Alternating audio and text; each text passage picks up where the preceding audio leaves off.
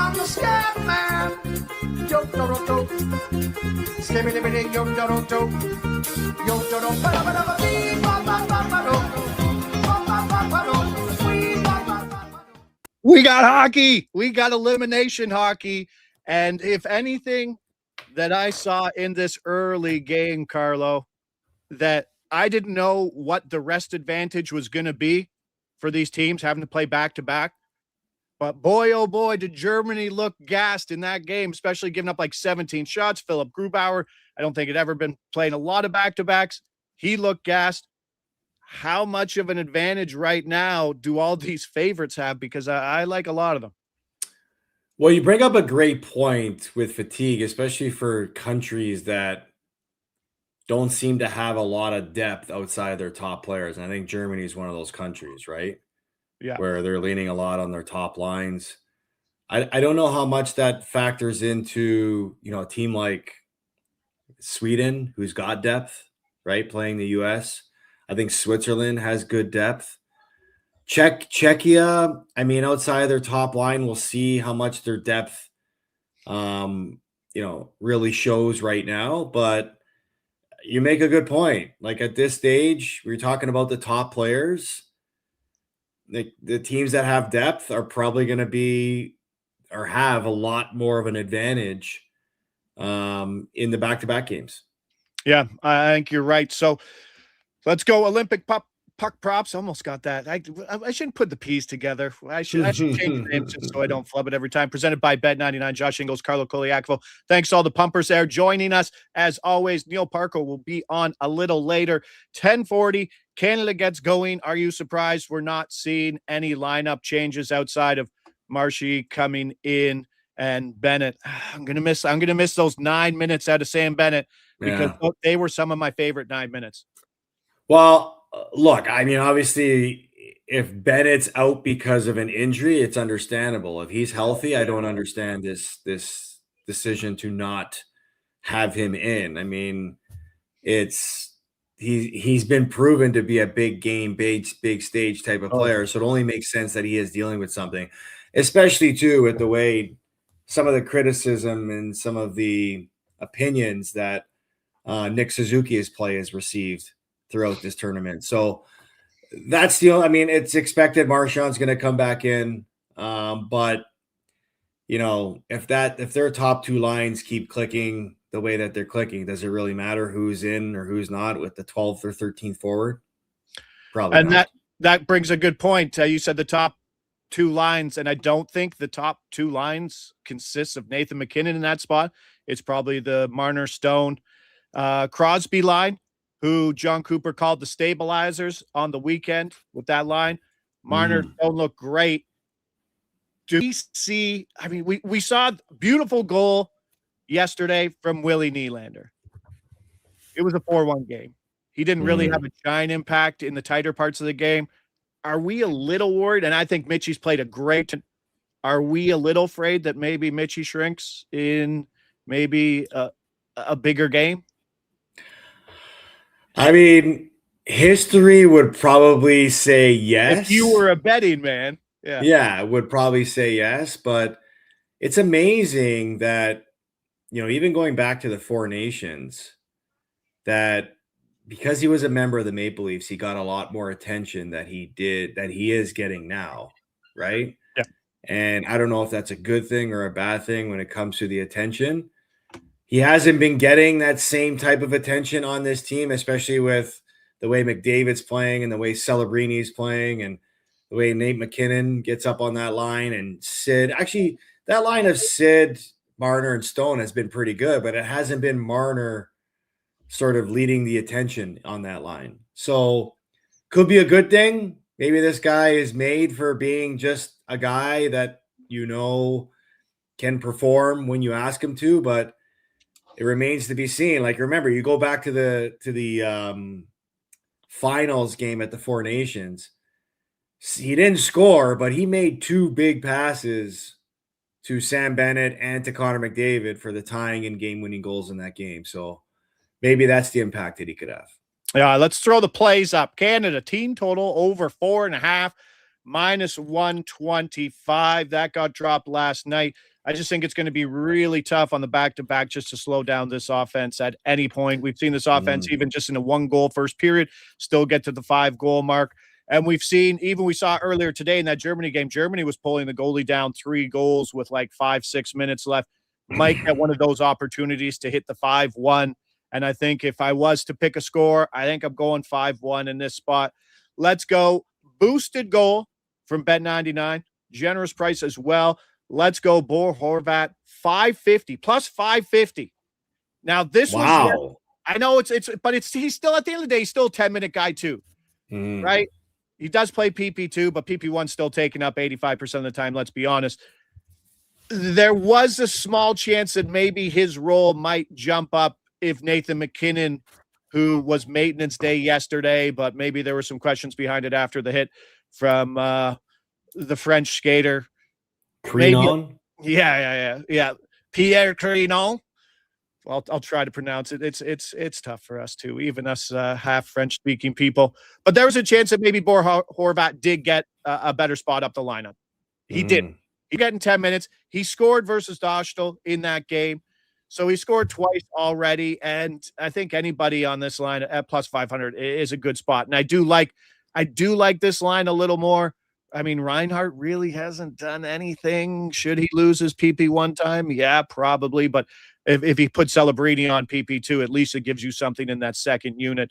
And then Marshy on this line too. So this could be like a 3A line. But Bo Horvat and that speed, that's where I like him. Czechia played a tight 3-2 game versus Denmark yesterday. Dostal yet to go back-to-back this year. I think you have to go back to December 2024 to the last time that he did play a back-to-back. There has been a price adjustment on Canada in this from the first game, -2.5 to -3.5. And I think a lot of that is the rest advantage. I know people want to jump on a lot of pasta stuff. But if you've been watching the Czechs, it's been Marty Necas and David Kampline that have probably looked best out of them. Marty Necas looks great, and he's only playing 50 minutes a game. Yeah, I mean, we forget how good Marty Necas is, right? Because he plays in Colorado and he's playing on a Czechia team. But this guy is developed into somewhat of a big game player, and you wonder how much of an impact he can have. And like you said, they've changed up their lines a little bit. Where I think a lot of that has to do with the first game they had last change, and now they don't. So they have to go like to the road thing where you got to almost make sure, like the way I'm looking at it is they recognize their top 3 players are Pasternak, Necas, and Hurdle. Yeah. And each of those guys are on their own lines. So they want to make sure that one of those guys is on the ice every time. Absolutely. Yeah. If no one can hear it right now, to go kid. Go out there and body slam my Why are they home? Because I'm a good father and the buses were canceled because it's supposed to be awful here. So I kept them off. I kept them out of school. But now I'm going to go mute Mike so you can watch me smile and yell like a professional at my children.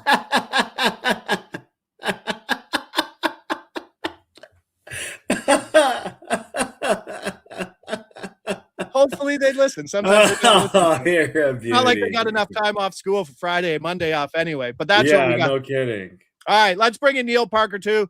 Good to see him. Good to see him here, especially was ripping some early Canada SGPs. You have another boosted SGP over at Bet99. Same spot as the same game as you did the same write-up, Neil. Canada over the puck line, but Canada under one-sided and run it up. That's what we're liking here. Yeah, exactly. I think that you guys just touched on it perfectly. The Czechs have spread the talent out across their lineup. I think they're just going to sit back, try to shorten the game. If they can get through the first period and not give up multiple goals, maybe it goes 0-0 into the second, right? They hang in as long as they can. And eventually, to your point earlier as well, Josh, maybe we get in a situation where Canada's up 3-0. We get the goalie pull. We get the empty netter for the fourth, the empty netter for the fifth. You hit your bet, I hit my SGP, away we go, right? So bang, bang. I think that's the only way that the Czechs can win today. Yeah, and I am worried about that 4-0 score with the team total over 4.5 because I don't think you'll get the goalie pull down 4-0, but I do think you'll get the 3-0, which keeps the -3.5 still in line. I'll ask Carlo first, and then Neil, you jump on it. Slovakia earlier in the day, I think they just got maybe one of the easiest paths that existed. I think they're still living on that Finland game because Finland got caught off guard in the first game, and Finland has gotten a lot better since that matchup. Is Slovakia the number 4, like keeping Russia out of this, obviously, Olympic team? Are they a top 4 country in hockey right now, Carlo, excluding Russia? Who's this? Slovakia. No, they're not a top 4 country, but they've earned their right to be that in this tournament. I mean, they won a division with both Sweden and Finland in it. Tiebreaker. Right? And they got a lucky draw with their quarterfinal matchup being either Germany or who did Germany beat in their matchup yesterday? Was it France? Germany or France? Yeah, was it one of the earlier games? Yes, Yeah. 5-1 France, yes. Yeah. And they let Germany. Leon Draisaitl play 24 minutes in that game. Yeah, so credit to them. I actually read a quote from Slavkovsky post-game saying that they're really proud about this accomplishment because they've done it in a tournament with a bunch of NHL players now. Yes. Right? A country of 5 million people to get to this point. Like they're gonna be playing for a medal, right? Gold, silver, or bronze. They're gonna be playing for, and that's a huge accomplishment. But you still wouldn't put them as a top 4 country. Like in these type of tournaments, you're always gonna have that one Cinderella team. And I think early on and up until this point, before we've played the next 3 quarterfinal games, they're wearing the Cinderella shoe. Neil, are they better? Would you put them in a power ranking higher than Czechia? Well, that's funny that you mentioned Czechia because at one time it was Czechoslovakia. And yeah, there you go. Those 2 teams, you might have a case that maybe now we have a team that jumps into that top 4 or top 5. But I mean, I think there's more higher end talent on the Czech side. Slovakia maybe has more international experience playing as a team, and that showed early where other teams with NHL players didn't gel as quickly. So I think the Slavkovsky quote was good too. Like to do it on the international stage with NHL players is quite an accomplishment. I think they could. I wouldn't put them above Sweden or Finland. Obviously, United States and Canada won too, but right there with a lot of young players coming through that are high NHL draft picks as well, right? So obviously, there's some positive things happening for that nation. It's good to see. Yeah, for sure. It's good for hockey. Carlo, question before we get off this Canada game. And I don't think it's like, what can Czechia do to win this game? I think like the frame and the narrative of it is, what can Canada do to lose this game? What do you think that point is? How can Canada lose this game? Well, everyone's going to stare directly at the goaltender, right? What type of goaltending you get in this game. If they play a disciplined game or not. Bounces, posts, crossbars, penalties, you name it. Just have to find a way to stay away from those unfavorable spots. But I think for Canada, you got to trust in your depth, you got to trust in your leadership, and you got to trust in your star power, right? You do that, you should feel pretty good. But look, it's always tough to beat a team twice in any tournament that you play in. Canada had their number in the first game pretty convincingly. I think when you look at the way Czechia kind of felt insulted of the whole 4 nations being the country left out of it, maybe this is the chip on their shoulder that they use to play. It's like that one big win to prove to everybody that they are a top 4 nation. Neil, outside of Biddington, where do you think the boys can fall apart here today as a 3.5 goal favorite? Yeah, maybe I think it would be the discipline where they spend too many minutes shorthanded. Maybe they give up a shorthanded goal, they give up a power play goal to Czechia, and then you start to chase it a little bit. But otherwise, I think as long as they are rolling the lines and continue that just relentless offensive attack, they should be able to play with the lead and then really be able to smother the Czechs with the lead and create turnovers and really take advantage of their depth and especially the depth scoring. There's some guys that are going to break through before the end of this tournament. And it's not just going to be McDavid and Celebrini and the big guys. There's more scoring talent there that is eventually going to score because they keep getting chances. So yeah, I don't want to say. I think what it could go down to is something like a combination of both. Weak goal maybe from Binnington, you're trailing early, and then Canada looks for that perfect goal situation, which can absolutely be a disease in these tournaments with high-end players. And it's just one too many extra passes looking for that backdoor tap in, where maybe you should just get the puck on net and get some greasy ones. But I think the boys got enough greasy guys, and a man whose hair that just tells me to wake up in the morning, and Mark Stone, you're like, if Mark Stone's hair can get out of bed, I can get out of bed. We need guys like Mark Stone. Just that short-handed Jets breakaway was, you could see everybody on the bench just laughing at like Mark Stone and his speed getting away from it. Mark Stone becoming one of my favorite players for Canada. Swiss and the Finns. The Swiss are in a tough spot. Finland, I'm on this play. I'm on Finland -1.5. plus 125. I know it's got down, but we've dropped it plus money. And I just think we're in that same spot where Swiss tight game. Leonardo Jome has been one of the best goalies, one of the best international goalies, maybe of our generation. That's saying something, like outside of like big Olympic games. But this is a 38-year-old goalie who's playing back-to-back, who will probably get peppered. Finland's looked a lot better opening up that loss. And I think when we were talking last Wednesday, Carlo, would you like to see adversity early in a tournament? We saw it with Finland, and then Finland goes, okay, boom, rivalry game, beat down convincingly 4-1. Then they run up the biggest score in the entire tournament, 11-0, which some teams had struggled at do that versus France and Italy. I think Finland right now is on a roll. And when you're rolling deep lines, right? Rantanen, Hintz, Granlund, yes, is a great line, but like when you got Esa Lindell has been a guy playing like 25 minutes, and to the effect that it's going to benefit them, they got the day off. So they're not pushing their 25-minute horses, but they can push them again today. Going to be a tough spot for the Swiss today, Carlo?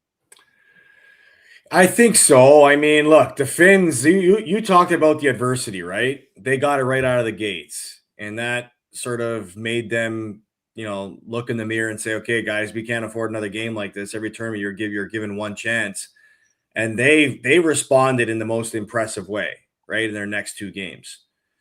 You look at Sweden too, right? Sweden, they played Italy in the first game. They took them to the third period. Everyone thought it was going to be the upset of the tournament. They squeezed out of that one. They lay an egg against Finland. And then now they're starting to turn their game around. U.S. hasn't really had that hard game yet. I mean, look at the division they've come out of, right? They trailed pretty good on Saturday in the Swayman game. Yeah. But I mean, like, they haven't had that hard adversity game, and now they get, a tough opponent in the quarters, and you wonder how they're going to respond for that. I think the Swiss are a battle-tested team. Like, this is a team that last year, the majority of this group played in the finals of the World Hockey Championships and lost to the U.S. in overtime. So there's a lot of familiarity with that group. Giannoni and whoever else they decide to play in that. I think it's Akira Schmid. Oh, the other one, yeah. Is it Schmid? That's the other Swiss goalie. They're gonna have to play a huge factor in this result, because losing Fiala too, like, that hurts for Switzerland. But Switzerland is one of those up and coming countries too that have really been very competitive in these international events, and I don't expect any different tonight. Anything you got in Finland there, Neil? I parlayed Finland money line and the U.S. money line. Getting close. Otherwise, like, just the big thing. What's that? Getting close to like -120, probably. I believe it was 116. Oh, wow. Okay. Yeah. Okay, so, yeah. Yeah, exactly. Like, and the more I dug into, Finland's been off since Saturday, haven't they? They've had the extra day. Yes, they didn't play December. Yeah, exactly. Right. So then, like, to your point, they can really lean on their big guys if they need to. And I know we talked off air, Josh, like, the shot tracking has been a little bit questionable. Quite generous. Yeah. So, the Swiss put 50 shots. Yeah. Like the So for what it's worth, the Swiss put 51 shots on net yesterday and only won 3-0, right? I know this Damien Clara is pretty good goalie, but and again, to Carlos' point, like they are missing Fiala, who, might not be a highly regarded NHL scorer, but he scores a lot of goals. And for Switzerland, he's a huge difference maker. He's their best scorer as far as high-end shot and scoring ability. So, I think the Finns can just kind of spread the wealth a little bit. They probably have the luxury of matching their third and fourth line against the Swiss's top two lines if they want, and treading water and last change. I just think there's too much Aho, Rantanen. I think it's just going to be too much. So I do like your Aho line. Aho, Teravainen, and Arturi Lehkonen, who's actually having a really good Joel Armia is finding his scoring touch now. Boom. Yeah, exactly. Our buddy Jonathan Davis is talking about him for a goal at plus 750 today. Ooh. Not a bad look there. Pia Suter as well at plus 550. There are some names when you go down the list of guys who are playing middle lines, playing good stuff. USA, we'll hit this USA game and then get ready for the Canada game. USA minus 1.5.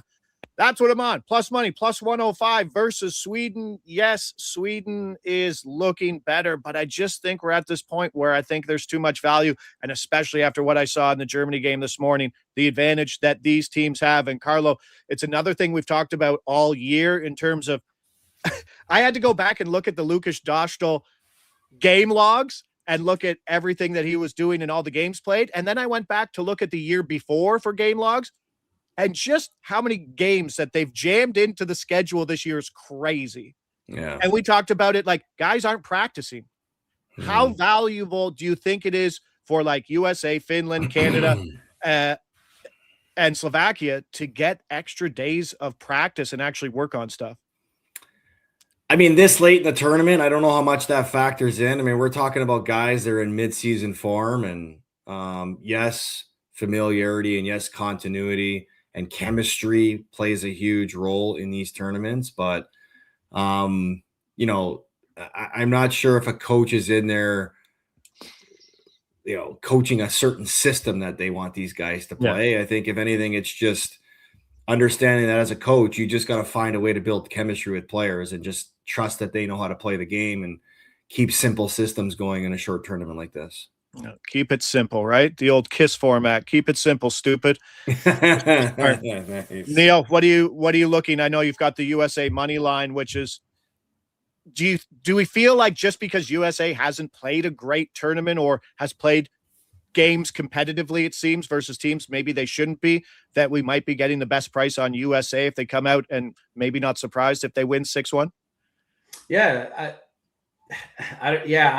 I like the U.S. I just kind of like to take the puck line out of it, just because if it does get close, and the odds are all obviously correlated, right? So your money line price is in line with your puck line price, and that's just a preference of mine. Not that I won't lay the puck line in certain situations, obviously doing with Canada, but I also, I guess, parlayed the American women to win tomorrow and the American men to win today. And that was plus 126 at bet 9-9. So it's pretty good value. Sorry, but it's also the women's spread. So that is the puck line, women minus 1.5 against Canada. But still, they've been pretty dominant. So yeah, I mean, outscoring their opponents 31-1, 5 straight shutouts. Like it's it's and been a dominant. I know I'm kind of jumping ship here a bit, but I mean, the American women are younger, faster, more skilled. I agree. They're the best team in the tournament by miles. So then the only other look I had was, and we talked about it off air as well, Josh, is Matt Tkachuk hasn't scored yet, according to the numbers. And again, we're not 100% sure how accurate the shot data is, but he's had 9 shots, 7 slot shots, and 2 of those are also inner slot shots. So obviously he's playing on a good line. Maybe you mentioned a little bit more of a puck distributor role in that, but there's enough talent between the 3 of them that, he goes to those dirty areas, banging a greasy one, or, Eichel doesn't mind dishing the rock either. So if you put me on the intermission with Carlo between a Habs game, and someone said I have to say inter-slot shots, I would probably just change it. I would change the way to say around it. I would. The Nova Scotia twang came out, but it's inner It's slot. all right. Yes. No. But hey, a great day of hockey going away. Yes. I do hate that there is like that hour gap after the middle game to like the 3:10 game. That's nap time for us. Everybody's been up, and hey, we're almost done with the 6:10 games. We are. Go Canada, go tomorrow. Go Canada, go today, obviously. But tomorrow's going to be a bigger test for the ladies. But that's what they get up for. Going to be a tough spot. Both captains, if you're looking for goal mark, like Poulin as at like plus 250 in like a 3-1 Canada loss is probably the only thing that's going to happen. That's a great look, I think, in terms of goal scoring. But I appreciate everybody here. The plays before we get going here. Canada team total over 4.5 minus 125. I didn't add the Marner assist. Great price at minus 115 when prop prices don't, like one-way prop prices don't really tickle your fancy. Finland minus 1.5 plus money. USA minus 1 plus money. We have the Bo Horvat anytime goal boosted at bet 99 to plus 550, and then Niels minus 3.5 under 6.5 boosted as well over at bet 99. Go those numbers. Let's have a day, gentlemen, and bleed it into the weekend. I appreciate everybody here. Carlo, Neil, thanks everybody there in the chat as well. We'll see you back here off tomorrow. We'll see you back here Friday for hopefully more action, and then hopefully see you all the way to Sunday. Lead us out there, Carlo.